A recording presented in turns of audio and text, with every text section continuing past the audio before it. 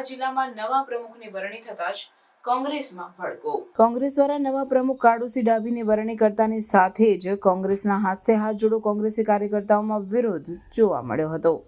કોંગ્રેસના કાળુસિંહ ડાભીની વરણી થતા 28 જૂન કાર્યભાર સંભાળવા માટે નિમંત્રણ પત્ર આમંત્રિતોને પાઠવવામાં આવ્યો હતો।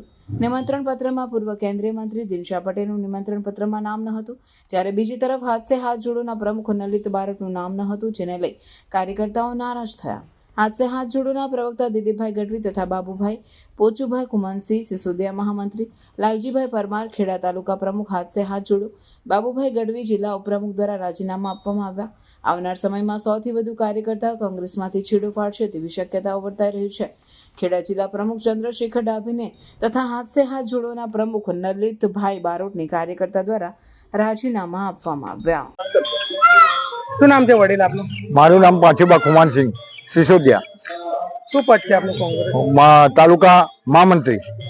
શું કારણથી તમે રાજીનામું આપ્યું? આ રાજીનામું આપવાનું એક જ કારણ અમારું કે નાના નાના માણસોને જ્યારે કોઈ મિટિંગ થતી હોય કોઈ બોલાવવામાં આવતા નથી। આપણે રજૂઆત કરી, આપણી રજૂઆતને કોઈ સાંભળવા માટે તૈયાર નથી। દિનશા પટેલ પોતે વિધાનસભાના ધારાસભ્ય હતા, પાર્લામેન્ટના સંસદ સભ્ય રહ્યા, એવા પણ માણસોની કહેવાનો મતલબ બોલાવવામાં આવતા નથી। તો આટલા મોટા સંસદ સભ્ય પાર્લામેન્ટની કોંગ્રેસની બહુમતી હોવા છતાં એ વખતે ચૂંટાઈ જાય તો એવા માણસોને જો કહેવાનો મતલબ ન બોલાવે તો પછી કોંગ્રેસમાં રહ્યું કોણ? બરાબર, નાના નાના માણસોને તમારે ખભે ખભો મિલાવી પાર્ટી ચલાવીએ છે તો નાનામાં નાના માણસો સાથે રાખવા પડશે। એની જોડે તમારી જોડે વાત કરવી પડશે, એના પ્રશ્નની રજૂઆત સાંભળવી પડશે, તો જ તમે કહેવાનો મતલબ કોંગ્રેસને બેઠી કરી શકશો। કેટલા કાર્યકર્તાઓ રાજીનામા લગભગ ઓછામાં ઓછા ગુજરાતના ખેડા જિલ્લાની અંદર લગભગ 70 થી 80 રાજીનામા આજની તારીખમાં પડવાની તૈયારીઓ છે। મારું નામ દિલીપ ગઢવી, ખેડા જિલ્લા કોંગ્રેસ પ્રવક્તા, હાથ સે હાથ જોડો સમિતિના। આપણે રાજીનામું આપવાનું શું કારણ? રાજીનામું આપવાનું મુખ્ય કારણ તો એ કે હમણાં જ જે ખેડા જિલ્લા પ્રમુખ તરીકે માન્ય કાળુસિંહભાઈ ડાભીની જે નિમણૂક થઈ અને એનો જે સત્કાર સમારંભ રાખ્યો, હવે ખેડા જિલ્લામાં આજની તારીખમાં નલિતભાઈ બારોટ જે પોતે પ્રમુખ છે હાથ સે હાથ જોડો સમિતિના, એમનું નામ જ ગાયબ હતું। કોઈ પણ હાથ સે હાથ જોડોનું નામ જ નહોતું બિલકુલ।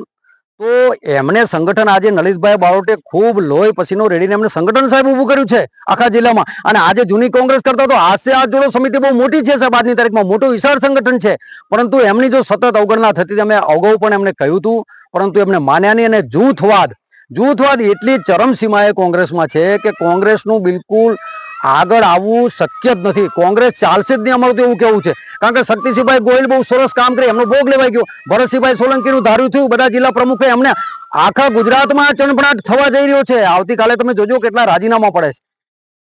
અને ખાસ કરીને દિનશા પટેલનું નામ નથી એવું તમે કહેતા? હા, દિનશાભાઈ પટેલ જે 5 વખત જે વ્યક્તિ ધારાસભ્ય રહ્યા, 3 વખત સાંસદ રહ્યા, કેન્દ્રીય મંત્રી રહ્યા અને જે ભીષ્મ પિતામહ કહેવાય કોંગ્રેસના ખેડા જિલ્લામાં, તો એવા વ્યક્તિનું પત્રિકામાં તમે નામ નથી, એમને બોલાવવાના નથી। તો આ લોકો કરવાનું શું માગે છે? એ લોકો ગમે તે આવીને સ્ટેજ ઉપર બેસી જાય, જે આવા જે વડીલો છે એમની જો કોંગ્રેસના લોકો જે અવગણના કરશે તો મારું માનવું છે કે કોંગ્રેસ હવે બિલકુલ ચાલશે નહીં। મારું નામ પાછુબા કુમાનસિંહ, સિસોદિયા। શું પદ છે આપનું કોંગ્રેસ? તાલુકા મહામંત્રી। શું કારણથી તમે રાજીનામું આપ્યું? આ રાજીનામું આપવાનું એક જ કારણ અમારું કે નાના નાના માણસોને જ્યારે કોઈ મિટિંગ થતી હોય કોઈ બોલાવવામાં આવતા નથી। આપણે રજૂઆત કરી, આપણી રજૂઆતને કોઈ સાંભળવા માટે તૈયાર નથી। દિનશા પટેલ પોતે વિધાનસભાના ધારાસભ્ય હતા, પાર્લામેન્ટના સંસદ સભ્ય રહ્યા, એવા પણ માણસોની કહેવાનો મતલબ બોલાવવામાં આવતા નથી। તો આટલા મોટા સંસદ સભ્ય પાર્લામેન્ટની કોંગ્રેસની બહુમતી હોવા છતાં એ વખતે ચૂંટાઈ જાય તો એવા માણસોને જો કહેવાનો મતલબ ન બોલાવે તો પછી કોંગ્રેસમાં રહ્યું કોણ? બરાબર, નાના નાના માણસોને તમારે ખભે ખભો મિલાવી પાર્ટી ચલાવીએ છે તો નાનામાં નાના માણસો સાથે રાખવા પડશે। એની જોડે તમારી જોડે વાત કરવી પડશે, એના પ્રશ્નની રજૂઆત સાંભળવી પડશે, તો જ તમે કહેવાનો મતલબ કોંગ્રેસને બેઠી કરી શકશો। કેટલા કાર્યકર્તાઓ રાજીનામા? લગભગ ઓછામાં ઓછા ગુજરાતના ખેડા જિલ્લાની અંદર લગભગ 70 થી 80 રાજીનામા આજની તારીખમાં પડવાની તૈયારીઓ છે।